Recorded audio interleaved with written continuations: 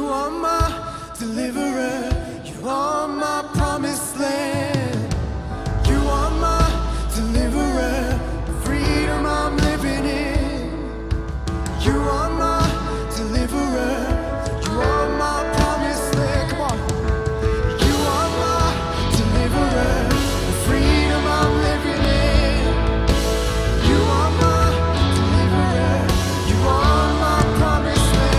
You are my deliverer. The freedom I'm living in. Whoa. You are my deliverer.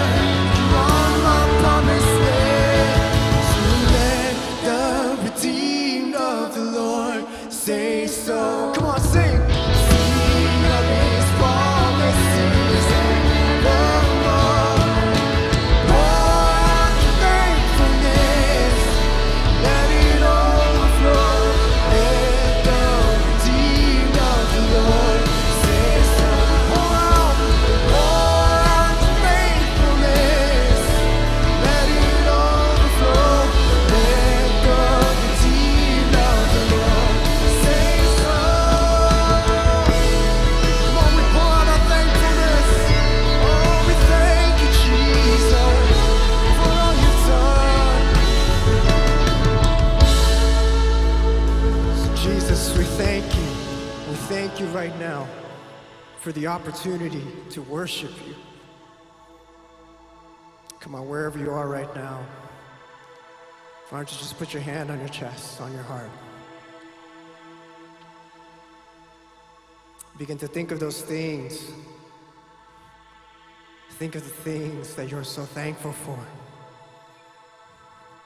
I know that times are tough right now, and there's so many things that are going around in our world. But right now, why don't we just stay steady? Let's fix our eyes on him. Place our hearts in his hands. We thank you, Jesus. Thank you. Thank you for everything. Thank you for the little things. Thank you for breaking through. Thank you for showing up always at the right time. We worship you now.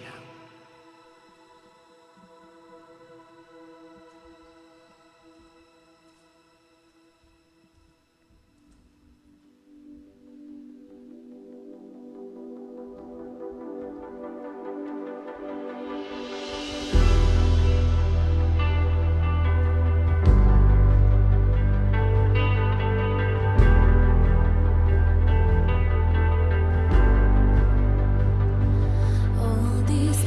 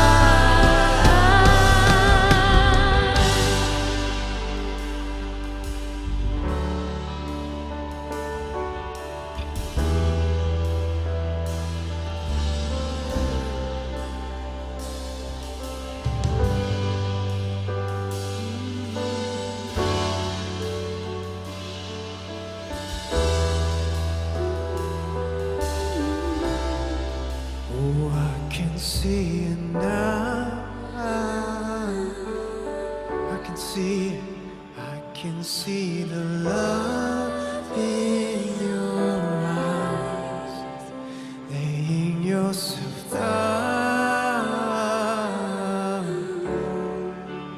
raising up broken to life.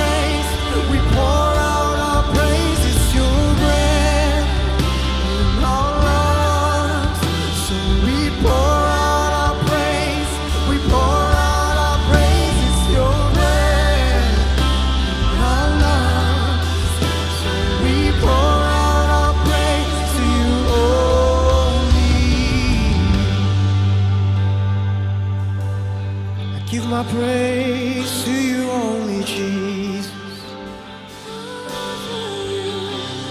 It's all for you.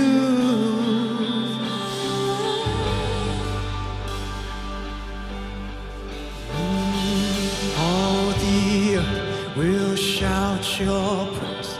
Our hearts will cry. These bones will sing.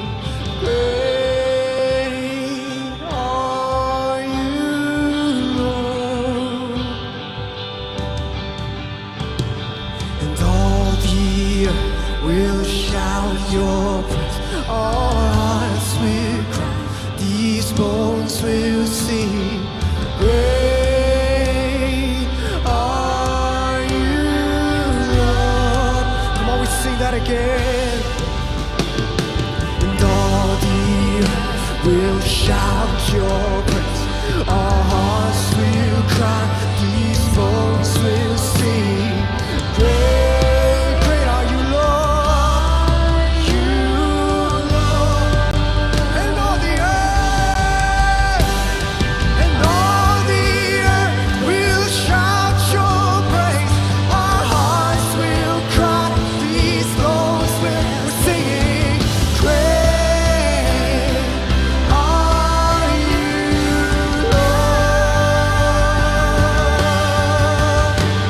Your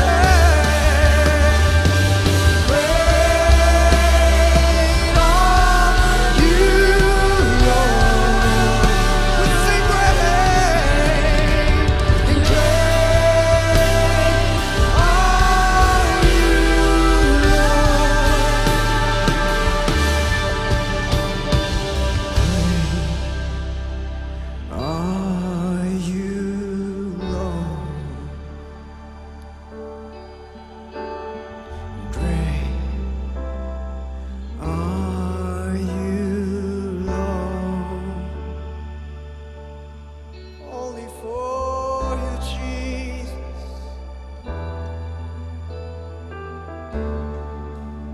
Give you all the glory, Jesus. All honor, all fame. Oh, we live to you, Jesus. In the midst of the season, you have, you always will. You've remained the same. Oh, and great are you, Lord. Come on, sing that out. And great are you, Lord. Oh, we're singing great are you, Lord. Oh, we're singing, oh, great are you, Lord. It's your breath in our lungs, so we pour out our praise, pour out our praise. It's your breath in our lungs, so we pour out our praise to you only. Yes, Lord. In the midst of our brokenness, we say yes. We say yes to the promise. We say yes that you are near. Yes, you are our comforter, our joy. You are the missing piece. You are the very thing that we are looking for on a daily basis. I pray, Jesus, you would meet us right now, right where we are. May we feel your presence much more deeply, much more intimately. I thank you so much for this time. We give all praise and honor to your name. Amen. Hi, Newsong. I'm Emily, and I'm the kids pastor, and I'm so glad you've joined us online today. October has been such a special month for us here at Newsong. If you've come, you can see how special it is. I've loved seeing so many kids and families that have come to, and you know what my favorite part is that the kids have also been going on the walk with the families, and they've been able to participate as well. The kids come back with their little treasure hunt cards that I give them, and they're telling me that they got to pray for someone else. Newsong, I truly believe that Santa Ana is full of tons of treasure, and our kids are seeing it. They're leading the way. You know, if you want to help support some of the ways that we're blessing our community, you can text NSGive to 81411 or go to newsong.net/give. And speaking of treasure, October isn't over yet, you guys. And the end of October can only mean one thing here at Newsong. It's the Harvest Festival.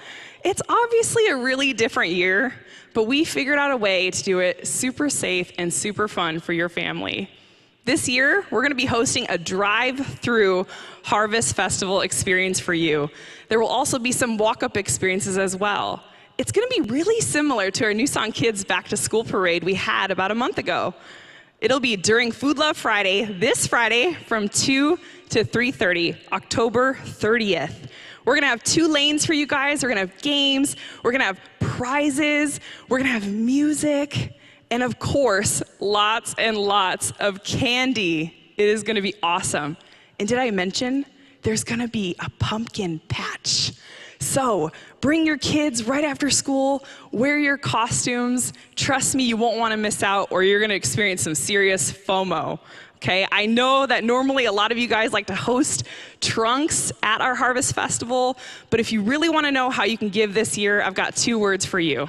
donate candy, okay? You can go to newsong.net/give and just click on the link at the top that says give to causes, and there'll be a place for you guys to donate some candy for the kids. They will truly thank you for that. This leads me to today's message. I'm so excited about this, you guys. I've been anxious about this. I've been so ready to do this. We are gonna have our very own Phil Vischer. He's not our own, but he's gonna be our own. He's so awesome. We're gonna have him. He's from VeggieTales. He's the creator. He is so amazing, and we cannot wait to enter this conversation with him. He's actually been a really important voice in our country during this time. He addresses justice issues that might be tough to talk about, and he really breaks it down to make it really understandable for us. Dave and Will, they got to sit down with him over Zoom and talk to him, and I'm so glad that we're entering this conversation today. And to start it off, this is for the kids, and maybe for some of you, your inner child. Cue the music. If you like to talk to tomatoes, if a squash can make you smile, if you like to waltz with potatoes up and down the produce aisle, have we got a show for you? All right, look who's with me. Got Will here. What's going on, guys? Got the man. And then we got this guy named Phil Vischer. All right. This guy, Phil, he made his first animated film when he was 9 years old. 9 years old. And he knew he was going to be a filmmaker when he was 14. And then you probably know him from these little animated things he created called VeggieTales. All right. So he's the animator. You know, he's the guy. He's the voice. This is the man right here. But what he's known for now is causing some tensions. All right. But also for those of us who know him and have been listening to him, anyway, we get excited because he's tapping into something I think is very important to articulate today. You know, whenever there's chaos, there's confusion, uncertainty, what happens is that there's a group of artists, usually in a civilization, that are called to create the new language, the new analogies, the new platforms and frameworks, the songs that we're supposed to sing. Because this generation's looking for that, because what's the past, some of that isn't quite fitting today. So it's been really great to listen to Phil and his holy podcasts and also his holy podcast videos. They're really Holy good. Post, man. Holy Post. I'm sorry. Holy Post videos. I always said Holy Post podcast. Yeah, it is a holy podcast, but that's not the brand name. Okay, sorry about that. It is set apart for God. So I forgot the Holy Post. The Holy Post. All right, so yeah, so we got Phil here, and we're gonna do a little interview with him based upon some of the things he's been kind of letting out recently. So, I mean, Phil, first and foremost, thanks for being here with us.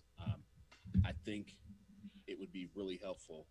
People know you from VeggieTales, but that is not all of who you are. In fact, like, who are you? Like, what's your story?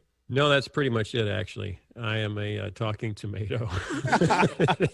some total of my life and work. I come from a very, very evangelical Christian family. My great grandfather was, on my mother's side, was the first non-denominational radio preacher in America who went on the radio in 1923 in Omaha, Nebraska, and preached every Sunday morning on the radio until 1964 when he died. At which point it was the oldest, longest running radio show in America. So he started a Bible conference in Northwest Iowa. I still goes 85 years later. It's still happening every August in Northwest Iowa. I've been there, most of the years of my life. So I just grew up around missionaries telling amazing stories of daring do for Jesus in the jungles of Irian Jaya. And then, great speakers coming in and telling us amazing stories about what they're doing for Jesus. So I was a really shy kid who had no idea what I could do for Jesus that would be impressive enough for my family of origin. And that I finally found it in filmmaking and, watching MTV in high school when it turned on and saying, wow, you can really send strong value messages through creative media and they can be good or bad. maybe I should make creative media to try to send some good value messages. And that's really how my life started. I went to Bible college so I could figure out my theology, got kicked out after 3 semesters for missing too much chapel, skipped film school because I was too scared to move to LA from the suburbs of Chicago, and just started making stuff. And that led within a couple of years to VeggieTales, and, which took 5 years to get going, and then took off like mad. And then I got over ambitious and decided I was building the next Disney, and drove it right off a cliff and lost it in bankruptcy in 2004, and then had to redefine myself post veggies. When the first thing you do in your life is a huge success, Yes. your success defines who you think you are. Yeah. And then if you lose it, I was still in my 30s, and I had built the most successful direct-to-video kids property in the world and lost it when I was still in my 30s. So that led to a real time of, okay, God, if I'm not Walt, who am I? Because I kind of thought, I'm the next Walt Disney, and I'm the Christian Walt Disney. And that gave me something to hang on to. That was like my identity. And when that was taken away, it's like, so who am I? And I just go back to the very beginning and say, no, I'm a child of God. Mm-hmm. My name is Phil. I don't know who Phil is, Right. but if I walk with God, he will reveal that. And that's so uncertain. It's so much easier to say, I'm the next Steve Jobs, I'm the next Walt Disney, I'm the next Elon Musk. It's so much easier to say, I am that, Right. I'm one of those.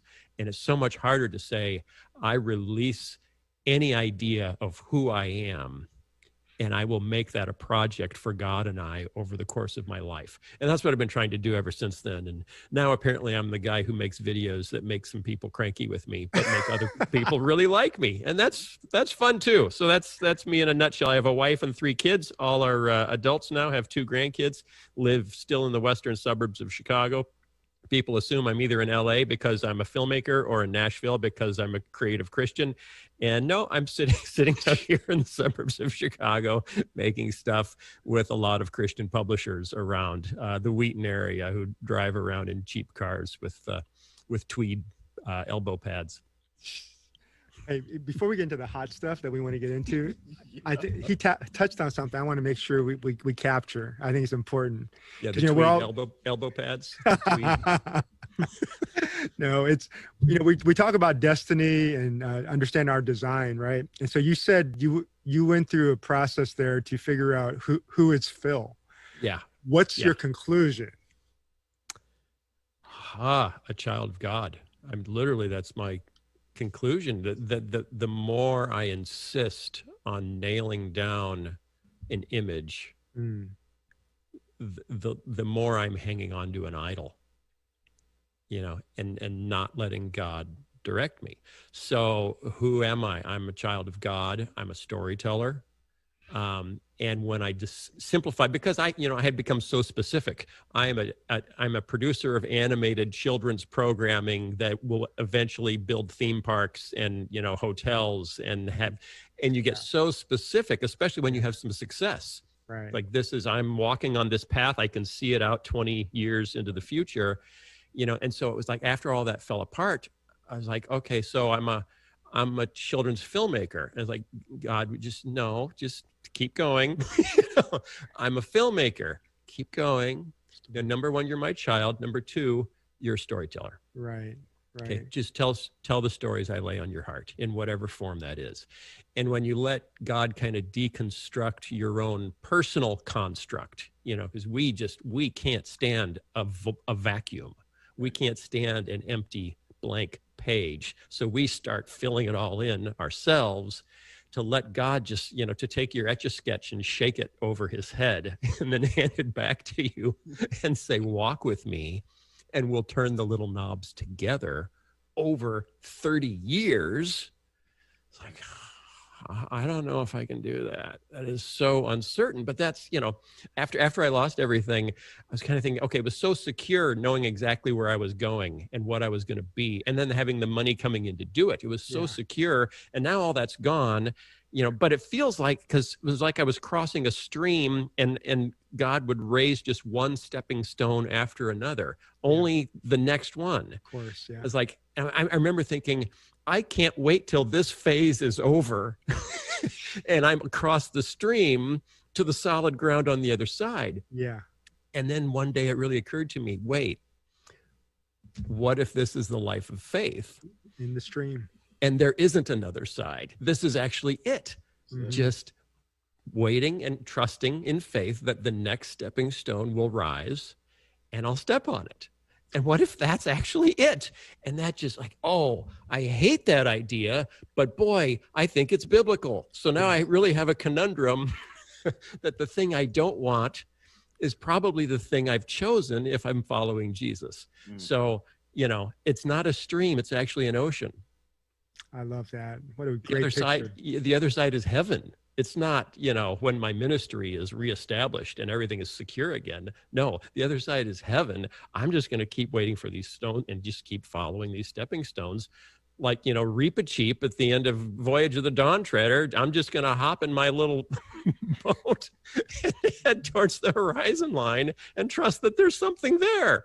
So anyway, that's what I'm doing. I'm Phil. I'm a storyteller, and that's about as and a follower of Jesus, and it'll have to do for now. So listen, with that in mind, we need to talk about the current stories that you're telling. Yes. Because they are impactful and some would say controversial.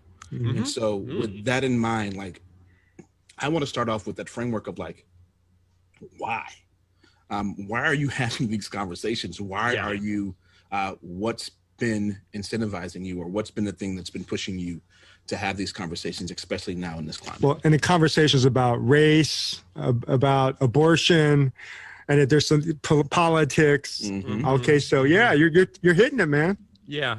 I started a podcast 8 years ago now with my friend Sky Jatani, who's been out there many times, I think, Sky. and your people probably know him. Mm-hmm. We both listen to the news and find ourselves commenting on what's going on in our heads from a Christian perspective. And I'm an introvert. I finally decided, because I was doing that in my car, listening to NPR in the car, and then having a conversation about it with myself. Right. And I thought, what if I shared these conversations with other Christians? Would they find it interesting? So Yeah. we started that 8 years ago, and turned out, yes, they found the conversations interesting. Yeah. So we've made, 430 episodes of the podcast now. Great. But my brother is, this is how I got where I am now. My brother is the dean of a law school, a Catholic law school in Minneapolis. Really, really bright guy. When the Philando Castile shooting happened in 2016, his school is right in the heart of Minneapolis.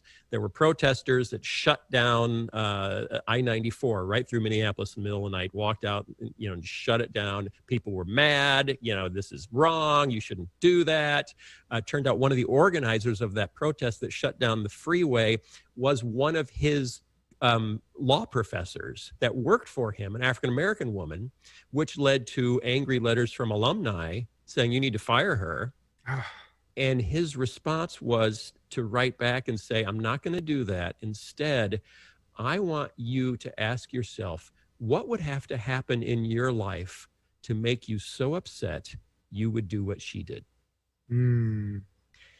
And that got him thinking more about racial justice.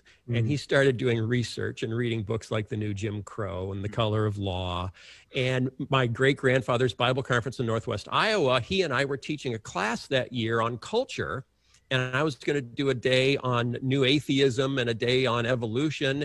And he said, I'm going to do a day on racial injustice. And this is, rural Iowa, Northwest Iowa. I was like, oh, okay, we'll see how that goes.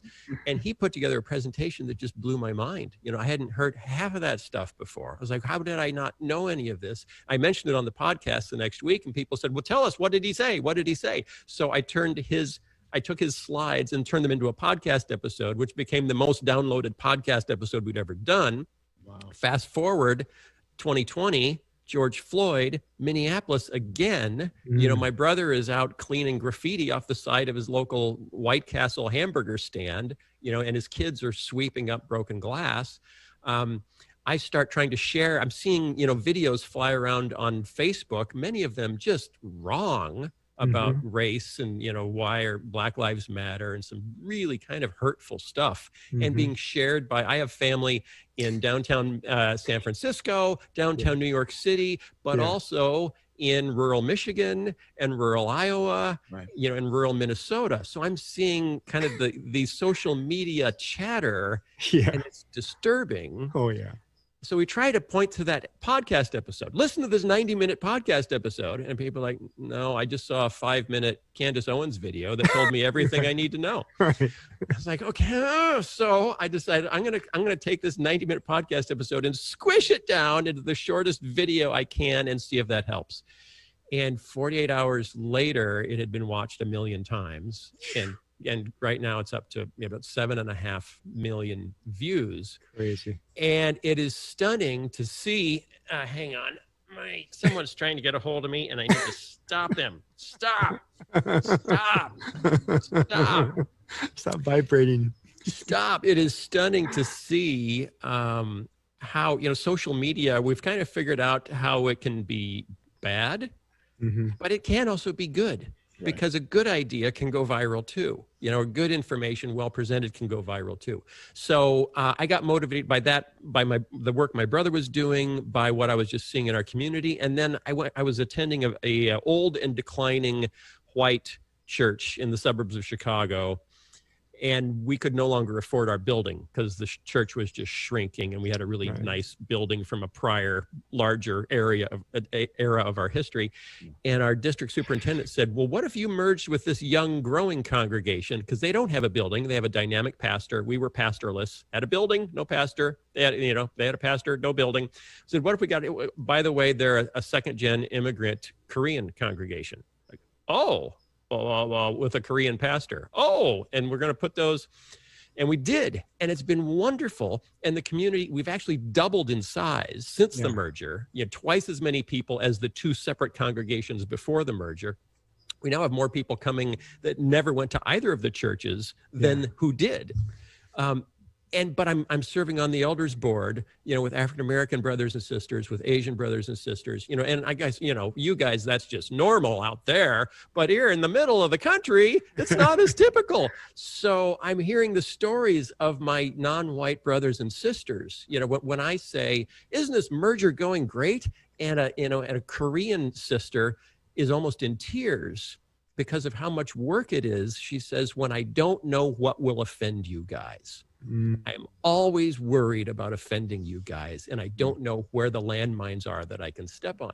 It's like, wow, I never had that perspective, and then sitting in a small group with an African-American family talking about their white Christian school and how they only look at their kids as potential star athletes, not as whole people. It's like, if we could get them here, that would really help the basketball team. Yeah, no, they're people, right? They're kids, so I'm hearing these stories like, wow. And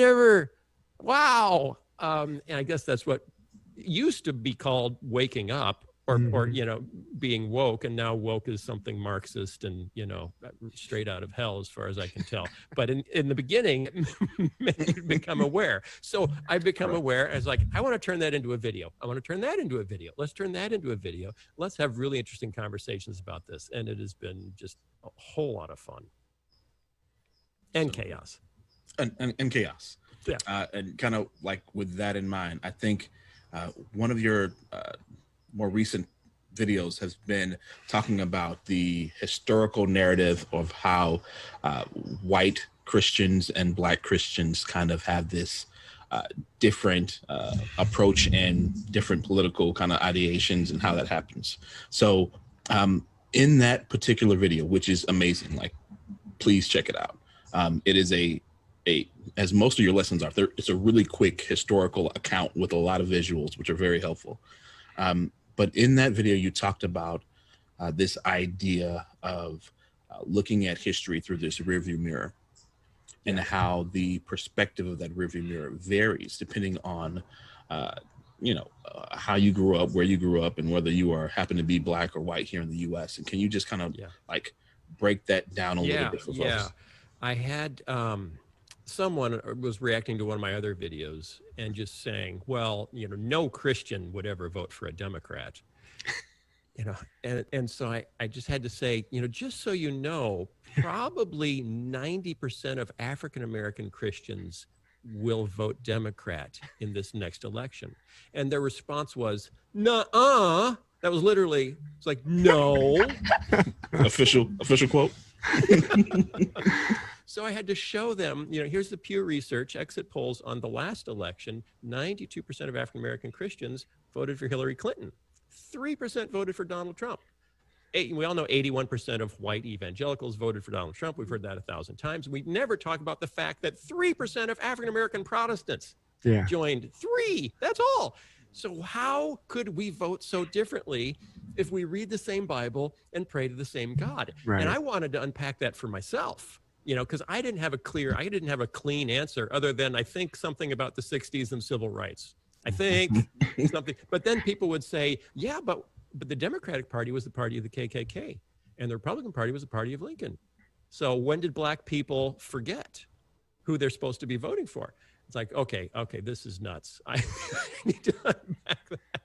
And then that comes down to, though, just the idea that Christians always vote for conservative candidates. Because Christians are conservative. If you're a Christian, you're conservative.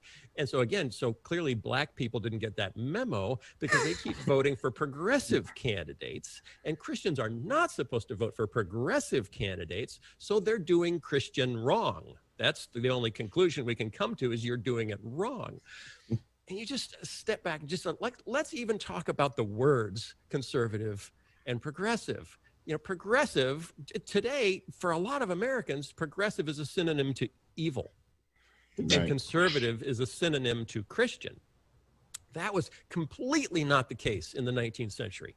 In the 19th century, the progressives were evangelical Christians who were fighting to end the slave trade, fighting for prohibition, fighting for the labor movement. It wasn't launched by Marxists. It was launched by evangelical Christians, for the love of God. So Christians were the progressives of the 19th century, and we're now the conservatives because we fear we're losing things that we value.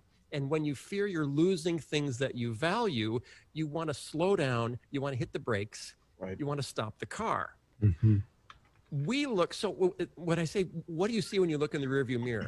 When white evangelicals look in the rearview mirror back to the 1950s, we see a time where everyone went to church, where abortion was illegal, where gender roles were clear, where no one was a communist or a Marxist, and we all loved Jesus. When African Americans look in the rearview mirror to the 1950s, they see fire hoses. They see German shepherds unleashed on people. They see men marching with signs that say, I am a man.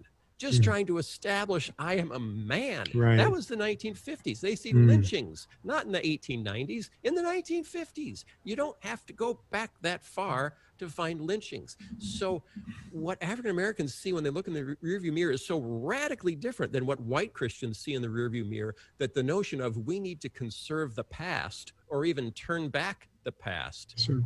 And the 1960s didn't really help at all because you had the civil rights movement happening simultaneously with the sexual revolution and the feminist movement.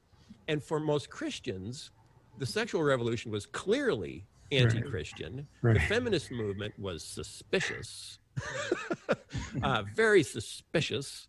And civil rights, because it was all kind of mashed together, that's where, I think Dr. Martin Luther King is maybe a communist or at least a communist sympathizer, and we should probably start a file on him at the CIA to keep tabs on him.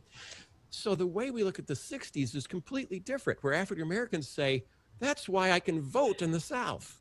That's why I can buy a house in an area where I wasn't allowed to buy a house in. And white Christians look at it and say, that's why abortion is now legal. That's why we had the pill. That's why, we have bikinis now. That's when the country went to hell. And the way we look at the past is so different based on our lived experience. That explains why conservative is a very appealing idea to white Christians and progressive is a very appealing idea to black Christians, because we want to keep progressing towards what is better. And that's why we vote differently, and it's okay. And that's really the bottom line is, it is okay that different Christians prioritize the same list of issues in different orders based on their lived experience. It doesn't mean one group or the other group is doing it wrong. It means we're doing it differently. And I wish that idea was better received than it is. But there's still a lot of people that say, no, you're doing it wrong. And I think what resonated the most for me was this idea of to do it right. Neither party, because of shifts that you outline, neither one carries the tension anymore of being both progressive and conservative, of trying to wrestle with, okay, what are the things that we need to keep that are good? Where do we need to make progress? Right. Where do we need to go forward, and where do we need to go backward? Right. And retain something from the past. And there used to be a progressive wing of the Republican Party and a conservative wing of the Democratic Party.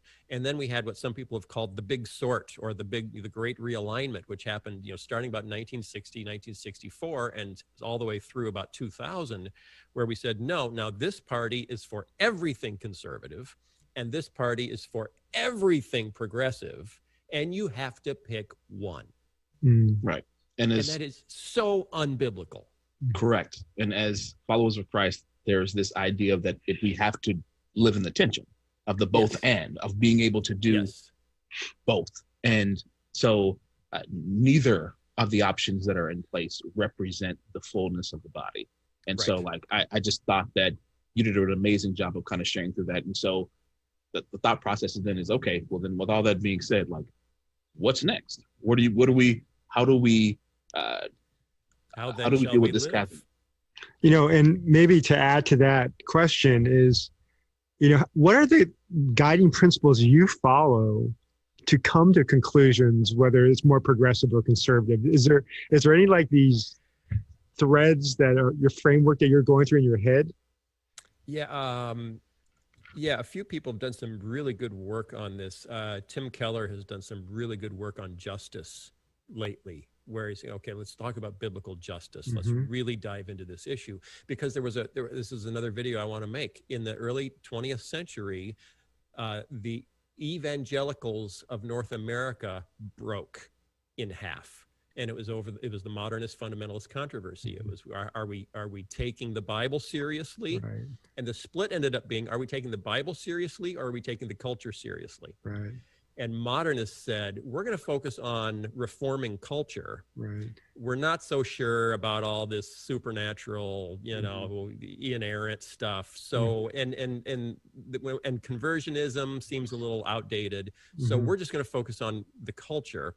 And fundamentalists said, no. If that's what you're focusing on, then that's probably part of your heresy. Right. So we're going to focus on conversion and the Bible. We're going to focus on the spiritual. And that broke the church in half in North America, so that if you have a high view of the Bible, you turn your back on social reform. If you believe in social reform, you must not have a high view of the Bible.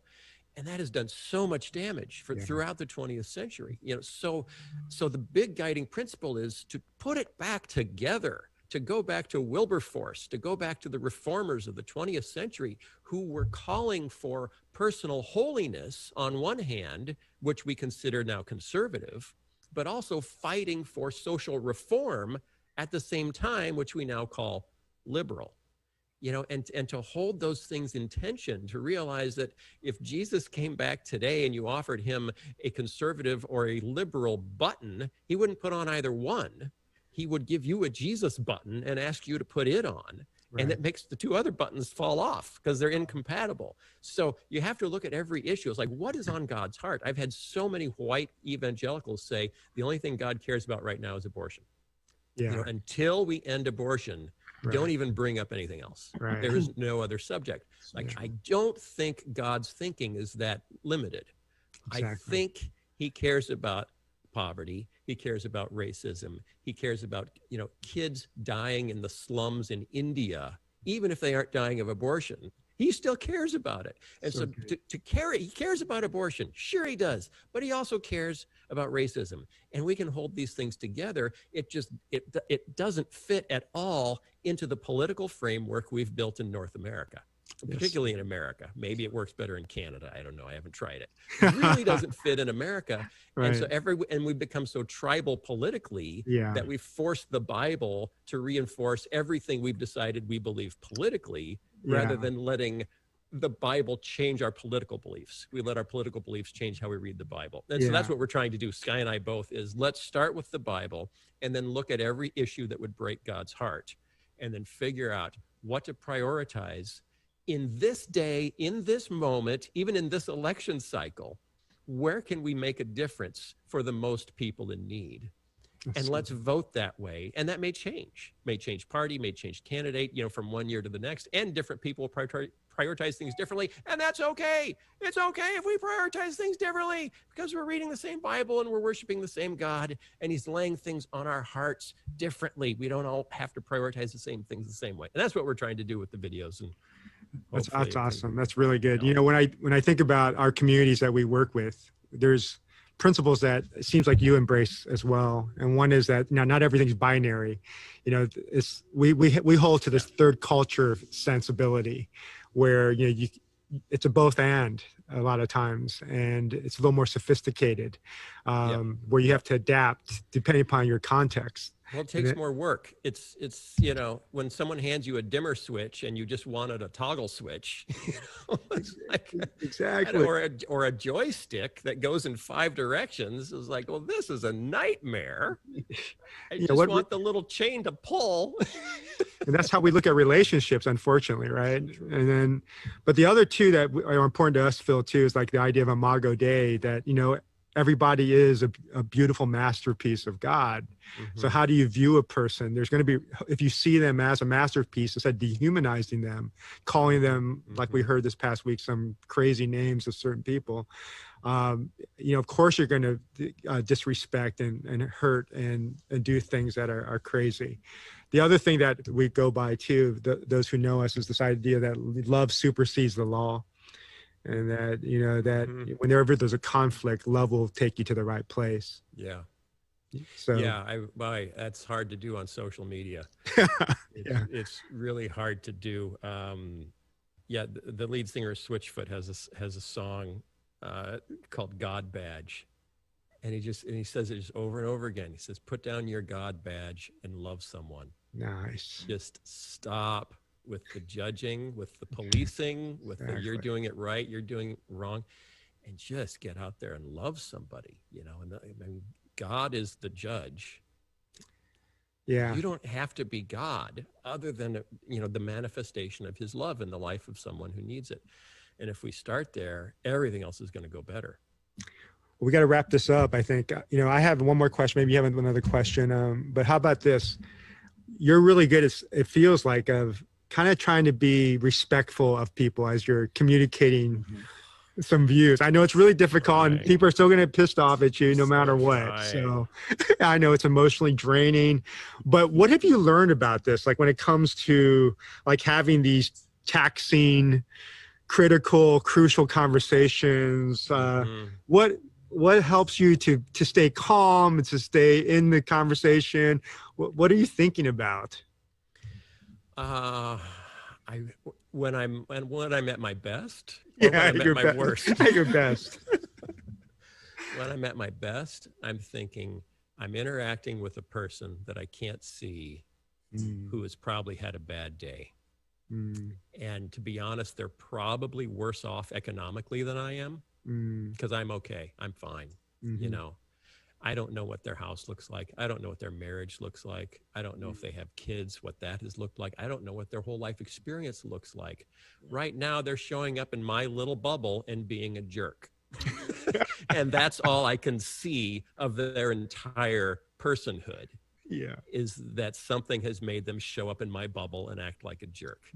So to just take a step back and say, I have no idea why you're acting like that, but I bet if I knew, I would be a lot more compassionate. So I'm going to be compassionate at the start. And then be very, very quick when someone points out something that you're actually wrong about, to acknowledge that you were wrong and they were right. That's good.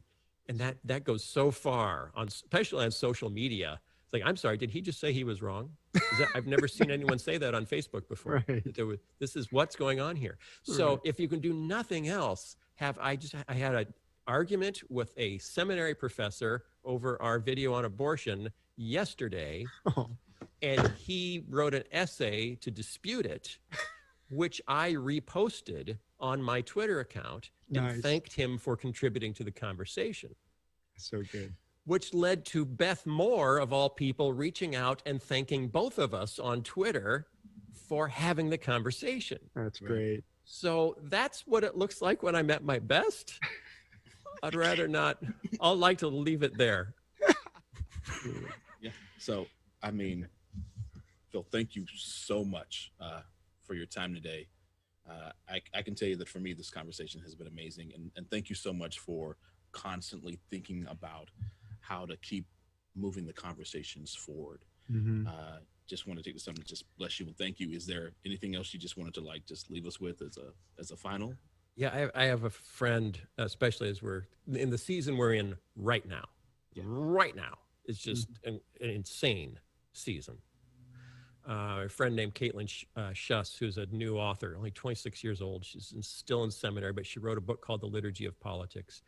And I asked her, we had her on our podcast, I said, what's your one last piece of advice for people in this season? And this is what she said. She said, every time you hear a political message, every time you watch a political ad, read a political mailer, listen to a political speech, ask this question: who are they asking me to hate? What are they asking me to love? And what story are they telling me about our world?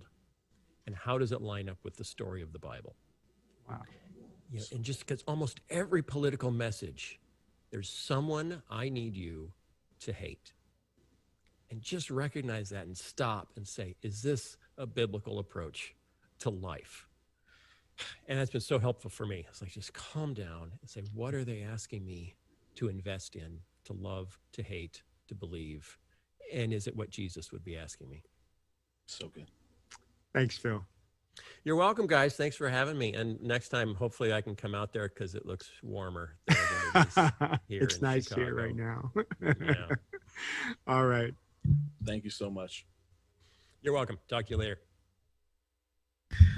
Wow. That was pretty amazing, right? I mean, we had the VeggieTales guy. I mean, talking history, talking politics, abortion, race. It was so good. I also want to thank Will for curating this conversation, not only with Phil, but with our community. And he's gracious, right? Whenever I think of these guys, you know, this passage comes to mind, especially the conversation that we had today. It's 1 Corinthians chapter 9, verses 22 through 23. And it says, when I am with those who are weak, I share their weakness, for I want to bring the weak to Christ. Yes, I try to find common good with everyone, doing everything I can to save some. You know, whether it's Will or Phil, man, you could catch that spirit, right? It's not about this binary thing, Republican or Democrat, conservative, you know, or progressive. You know, you can be both. It's about finding common ground. It's about seeing the beauty in every human being, even though you may not agree with them. And even though you go, how could they believe such a thing? It's unbelievable. Yeah, what I'm going to take away from this conversation, you know, is three things at least. One is this humility, that when we enter into these conversations around the dinner table, at Thanksgiving, at Christmas, even now as we're going towards the election, we have a humility, knowing that ultimately, man, God's the one who changes things, right? Our call is to love. So I think about humility. And the second one is that it's about the love. It's about the grace that we're supposed to show. And that's really shown in terms of this mandate he's given us to love our enemies, even love those who you can't stand. But the last thing that hit me was when he quoted that young woman that he had on the Holy Post podcast, right? She says, whenever you're listening to the radio, you're listening to some TV show or newscast, whatever you're reading, you should be asking certain questions. But there was one question that stood out. She said to ask is, Who are they asking you to hate right now? And remember, as those who follow Jesus, our calling is not to hate. Our calling is to step into love. We become weak so that we can come alongside those who are weak. Jesus did this for us. He wasn't about just an either or. He was heaven and earth. He was a both and. He was a son of God and a servant. So as we approach this election season, let's remember who we are. May God bless you as you pursue him with wisdom and who you're going to elect. But more than that, who you're going to follow today. And that's Jesus. In the name of the Father, and of the Son, and of the Holy Spirit. Amen. The reason for my sacrifice, crafted in secret, despite pain and tight spaces. You are my beautiful one, and you are my treasure in the field, glistening while all the earth grows still. And although they doubt you, I know your true worth. You are my beautiful one, and you are the joy set before me. Though you insist on running, don't turn your face away. Feel the love that will never fade. For you are my beautiful one. You are my beautiful one. You are my beautiful one.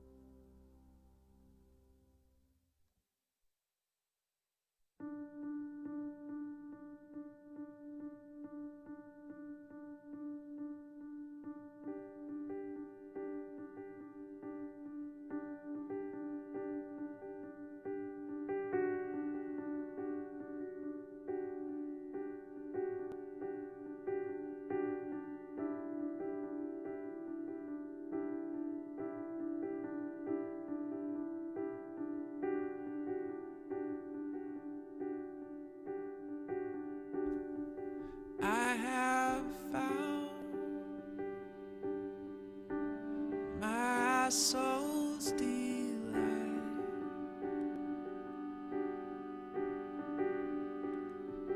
in you, Lord.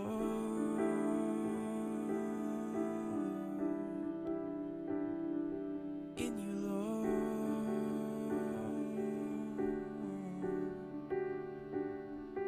I have found my soul's delight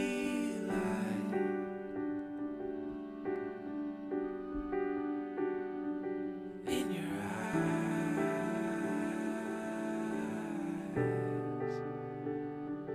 in your eyes.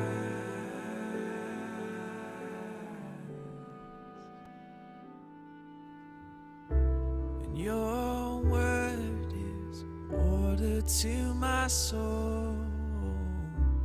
Your word is life to me. Your word is water to my soul. Your word is life to me. So plant me like a tree by the streams of living water. Plant me like a tree by the streams, by the streams. Plant me like a tree by the streams of living water. Oh, plant me like a tree by the streams, by the streams. 'Cause your word is water to my soul. Your word is life to me. Your word is water to my soul.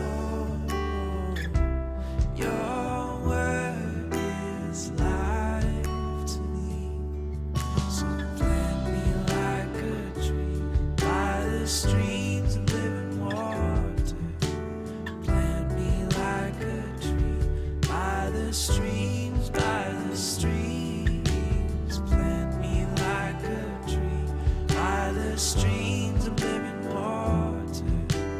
Plant me like a tree by the streams, by the streams. Day and night I will meditate on your word. Day and night I will meditate on your word. Day and night I will meditate on your word. Day and night I will meditate on your word.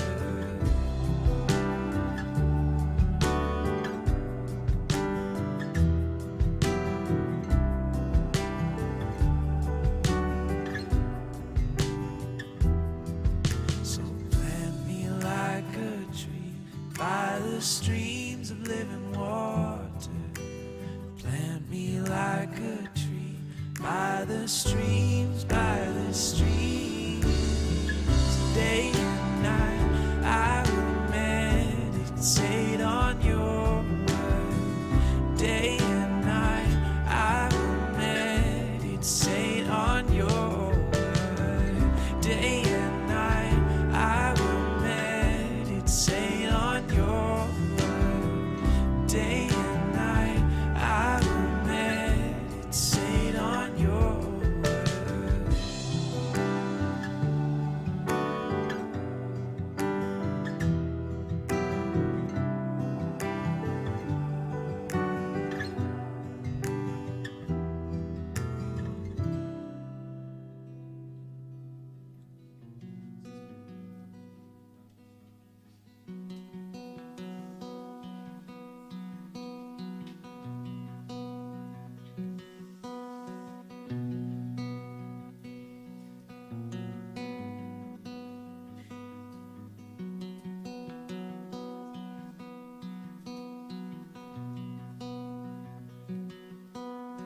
Jesus, what a Savior.